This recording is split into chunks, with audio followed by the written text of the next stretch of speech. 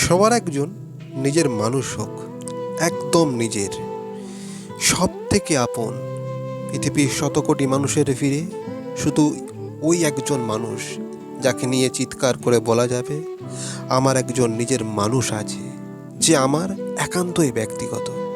যে মানুষটা আকাশ জুড়ে একমাত্র সূর্য হবে, যে হবে আমার একমাত্র, অথচ শুধুই নিজের।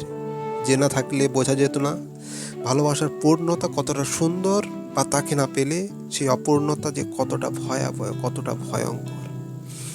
সবার একজন নিজের মানুষ হোক, যার কাঁধে মাথা রেখে জ্যোৎস্না গায়ে মাখানো যাবে অবলীলায়, তাকে ইচ্ছামতো রাগিয়ে আবার অভিমানও করা যাবে।